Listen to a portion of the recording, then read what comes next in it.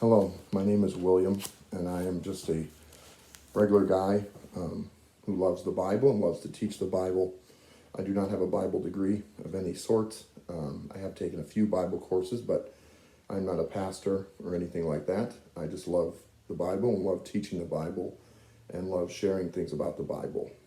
And what I intend to do here is to record a video of each chapter of the Bible, starting from Genesis 1 and working my way through. Obviously, there's a lot of the Bible. It would take a long time, and I may never finish it. I don't know. But I'm going to attempt to go from one chapter to the next. And like I said, I'm not a Bible degree. I don't have a Bible degree. I'm not an expert. I'm not going to do any editing with this. I'm just going to teach it right from the scriptures. I may say some things that are bumbling my words a little bit, so to speak. But I'm just going to, if I say something in error, I'm going to try and fix it once I do it. And I'm just going to go through the Bible and read it and talk about it and explain things.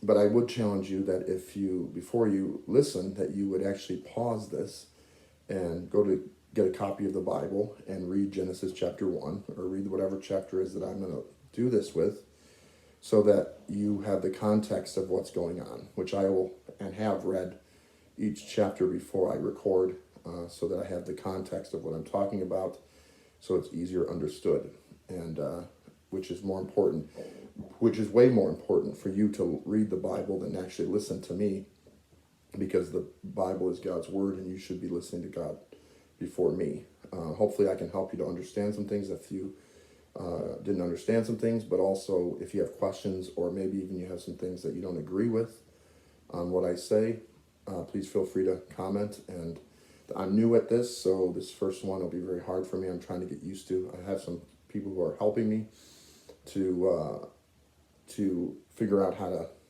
even record this and to even to apply it to YouTube, because even as I'm recording this, I don't even know how to add it to YouTube. I have some people who are going to be helping me. So let's get started. Again, if you haven't read chapter 1 yet, I would recommend you start reading now and then hit play when you're done, if you choose to listen to it. So let me start by what it says in the very beginning. It says, "In the beginning, God created the heavens and the earth." This is verse 1. Now, just a couple things real quick about this. If you notice that, first of all, verse 1 is an overview of the rest of the creation order. So God's saying in verse 1 that it's an overview. And if you didn't know, the writer of this is actually Moses. Moses writes the first 5 books, or at least most people think that he did. Now, Moses wasn't alive when this was written, but the stories were handed down from Adam to Seth, his children, to Noah, and so on and so forth. And then eventually when Moses comes around near the end of his life, he writes the first 5 books of the Bible. Most people accredit Moses to that. But Moses is trying to say here is, in the beginning, God created the heavens and the earth. And this is basically an overview of the entire chapter 1. But if you've noticed from the very beginning, it says heavens and earth. Now, I don't know if you've ever thought about that before, but the Bible actually teaches that there's 3 heavens. There's the heaven where God is, where he resides. There's heaven number 2 is actually the universe. And heaven number 3 is actually the sky. So the sky and the universe are actually considered heavens. So anytime you read in the Bible that talks about God created the heavens and the earth, it's usually referring to the visual heavens and earth that we see. We can see the sky and the universe, sky during the daytime, universe at night, but we can't see where God is. So it's like we can only see those two. So it's referring to, in the beginning, God created the heavens and the earth. It's referring to the sky and the universe. Now, God may have created heaven itself in this created order, but he may not have. And I honestly don't think he did. I think he created where he is long before this. I could be wrong on that, but that's just my personal opinion. I don't think you'll find that clear in Scripture one way or the other, but that's just my opinion. So then in verse 2 it says, then the earth was without form and void, and darkness was over the face of the deep. Well, basically it's saying that as God created in the beginning, there was no form, so there's nothing there. It was basically just nothingness, other than God himself. He was the only thing there. Everything else, there's nothing there.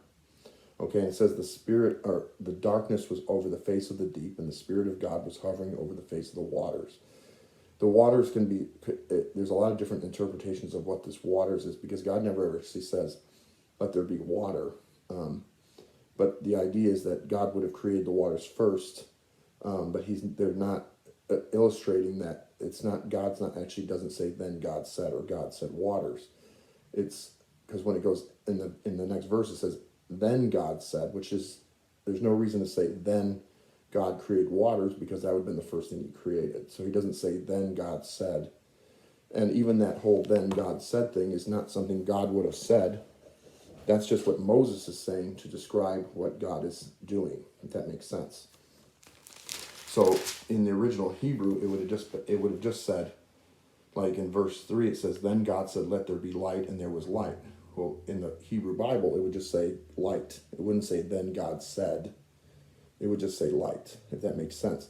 God didn't say then God said. God just said light, and there was light. So God spoke light into existence. Right, and he says, in the end of that one, he says, and God saw the light was good, and he separated the light from the darkness. He called the light day, and the darkness he called night, and there was evening and morning, the first day. Now, I don't know if you thought about this or not before, and if you've ever read this before, but day 3 is when God creates the sun, the moon, and the stars. So what is this light that he's creating? Some people interpret this as actually God's light, but I don't believe that, because God is light. He doesn't create his own light. Just like God doesn't create love, because God is love. God doesn't create mercy, because he is mercy. So the attributes of God aren't created, because they're always part of him. So then the question is, what is this light? Well, in Hebrew, which I'm not a Hebrew scholar, I've not studied it, but I've studied a few things in Hebrew, and you can look it up yourself. There's actually 2 words for the word light in Hebrew. One is called may, and one is called mayor. Now, I might be mispronouncing them, but one means the light source, like the sun, the moon, or the light bulb, like a light bulb. And the other one is the light that the light source gives off. So you can see the light behind me, but you can't see the light source behind me. The light source is above me, which is the light bulb. In the Hebrew, this light is actually the light that the light source gives off. It's not the light source. So it's very possible that God created the light from the light sources first, and then later created the light sources, which is interesting to me. And I don't know how to explain it beyond that. Okay? And in verse 5 or 6, it says, then God said, let there be an expanse in the midst of the waters, and let us separate the waters from the waters. And God made the expanse and separated the waters from under the expanse of the waters that are above the expanse, and it was so. And God called the expanse heaven, and there was evening and morning the second day. So what is going on here? This expanse is actually a layer of atmosphere that isn't there anymore. And that atmosphere would have been a layer of water, which that water was there reserved for the flood. So when the flood came in Genesis 6 and 7 and 8, and God flooded the earth and destroyed everything except for Noah, some of the water came from that. Now, some of the water came from under the ground as well, which we'll talk about when we get to that point. But this layer, this expanse, or the King James Bible uses the word firmament, which basically means there's a layer of water above the earth that is no longer there. It was gone out when the flood happened. And so that's where this expanse is. And notice how it says he called the expanse heaven. Well, the expanse was in the heavens, because it was in the universe. It was above the sky and between the universe, if that makes sense. It was kind of like the barrier between where sky ends and universe begins. Then in verse 9 it says, then God said, let the waters under the heavens be gathered together into one place, and let the dry land appear, and it was so. And God called the dry land earth, and the waters that were gathered together he called seas, and God saw that it was good. And God said, let the earth sprout vegetables, plants yielding seed, and fruit trees bearing fruit, in which is their seed, each according to its kind on the earth, and it was so. The earth brought forth vegetation, plant yielding seed according to its own kind, and trees yielding fruit in which is their seed, each according to its kind. And God saw that it was good. And there was evening and there was morning, the third day. So basically what happens on the third day is God brings land, which he calls earth, to the surface, so it's above the water.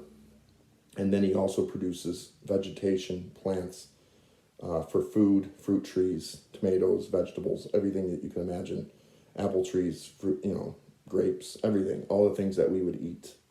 So this is what God produces in day 3. But notice how there's still no sun to produce the energy that the plants need to survive. So that'll become in the next day.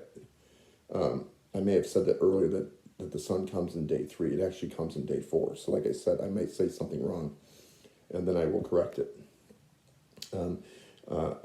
Verse 14, then God said, let there be lights in the expanse of the heavens to separate, again, the heavens, it's talking about the universe, to separate the day from the night, and there was signs, and let them be for signs and seasons, and for days and years, and let them be lights in the expanse of the heavens to give light upon the earth, and it was so. And God made 2 great lights, a greater light to rule the day, and a lesser light to rule the night, and the stars. God set them in the expanse of the heavens to give light on earth, to rule over the day and over the night, and to separate the light from the darkness. And God saw that it was good. And there was evening, and there was morning, the 4th day. So on the 4th day, God creates the sun, the moon, which is the sun is the greater light, the moon is the lesser light, which if you know anything about how the moon and sun work, the moon itself doesn't have light. The moon reflects the sun's light. So that's why it's a lesser light, because it reflects the sun's light, which we'll go more into that in a few messages, or a few these when we get farther along in the Bible, and I'll explain how it parallels to us. And then he said you will use the sun to separate for seasons and years and days and things like that. So this is what he creates. He also creates the stars. Again, this is the light sources. So this is the other Hebrew word for light. He creates the light sources, if that makes sense. In verse 20, it says, then God said, let the waters swarm with swarms of living creatures, and let the birds fly above the earth across the expanse of the heavens. So God created the great sea creatures and every living creature that moves, with which in the waters swam, according to their kinds, and every wild bird according to its kind. God saw that it was good. God blessed them and said, be fruitful and multiply, and fill the waters in the sea, and let the birds multiply on earth. And there was evening, and there was morning, the 5th day. So God, in day 5, he creates all the sea creatures, and he creates all the birds and the animals that fly. If that makes sense. So he creates all those in day 5, and he tells them to be fruitful and multiply and fill the earth. So he wants them to multiply and to subdue or fill the earth. If you ever read the King James Version will actually say to refill the earth. And the only reason it says refill is because in the King James, when it was written, just meant to fill for the first time. Now in modern English, we have refill sounds like it's saying to fill it again, but that's actually not what it was written, or what it meant when it was written in King James's day, if that makes sense. And then verse 24 says, then God said, let the earth bring forth living creatures according to its kind, livestock and creeping things, and beasts of the earth according to its kind. And it was so. And God made the beasts of the earth according to its kind, and the livestock according to its kind, and everything that creeps along the ground according to its kind. And God saw that it was good. So at the beginning of day 5 or day 6, God creates all the animals, all the beasts, camels, whatever you want to call, cows, everything like that. He creates all them. Even the dinosaurs, if you will. You may not believe that, but he does. He creates all the dinosaurs that day too. So he creates everything in that day. All the land animals, including humanity, which will be coming next. And so then in and the one thing I want to mention too is it says after their kinds. It doesn't say species, okay? So like he didn't create German Shepherds, Cocker Spaniels, Shih Tzus, or whatever. He didn't create all those breeds. He just created 2 dogs, 2 cats. And then through adaptation, we get the other species of dogs. So through adaptation in the world, like right now we have freshwater alligators and saltwater alligators. They have a common ancestor. It was an alligator. And we can get more into that when we get to chapters 6 and 7, relating back to the flood. And so then it says, verse 28, it says, then God said, let us make man in our image. First of all, it says, let us, which means it's a plural. So it's the first indication that God is more than just a single entity. If you've ever heard the Trinity, Father, Son, and Spirit, this would be the first indication of that. It's not actually saying there's three here, but it's definitely saying there's plural. So it's a, if you will, a foreshadowing of what we find out later what the Trinity really is. And God says, so it says, and then God said, let us make man in our image, after our likeness, and let him have dominion over the fish of the sea, and over the birds of the heavens, and over the livestock, and over all the earth, and every creeping thing that creeps on the earth. So God creates man, and he says, you will rule over everything. Everything is yours to rule. When we get to chapter 3, we'll talk about how, what happened to that rule, which is, a couple teaching things here. So in verse 27, it says that, so God created man in his own image. In the image of God, he created him. Male and female, he created them. So man is created in the image of God. So we, it's hard to explain exactly what that means, but for me, what I think that means is that man has all the attributes of God. So God is tough and strong and vigorous and which is typically more like what a man is. Not that a woman can't be in those things, of course they can, but typically men are bigger and stronger and taller and things like that. And women are typically more loving, compassionate, kind, tenderhearted. Not that a man can't be that either, but I believe that God takes all the attributes that he has and he molds them into humanity. And together they become God. God's image, to be made in the image of God. And later you find, if we ever get to Colossians, that Jesus was made into the image of God when he came to earth. So it says that then God said, it says, and God blessed them and said to them, be fruitful and multiply and fill the earth. So again, he's telling man to be fruitful and multiply and subdue the earth and have dominion over the fish of the sea and over the birds of the heavens and over every living thing that moves along the ground. And God said, behold, I have given you every fruit, every plant yielding seed, which he made in day 3, if you remember, on the face of the earth, and every tree with seed in its fruit, and you shall have them for food. And to every beast of the earth, and to every bird of the heavens, and everything that creeps on the ground, everything that has the breath of life, I have given every green plant for food. And it was so. And God saw everything that he had made, and behold, it was very good. And there was evening, and there was morning the 6th day.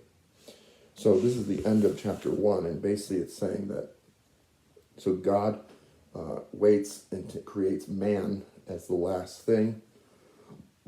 And he says you have dominion over the entire creation. So God is the head, and then man, it rules under him.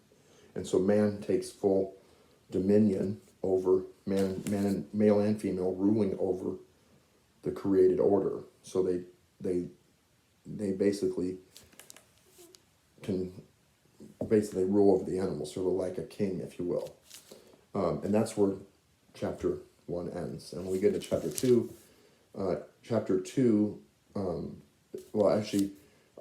just to get a preview of the next thing,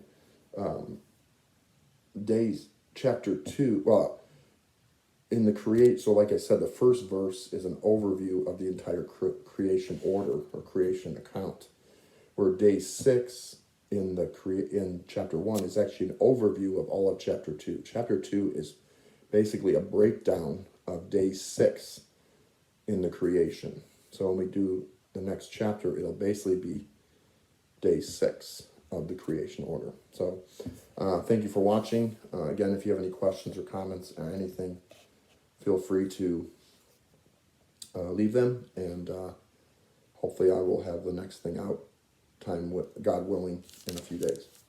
Thanks, and God bless.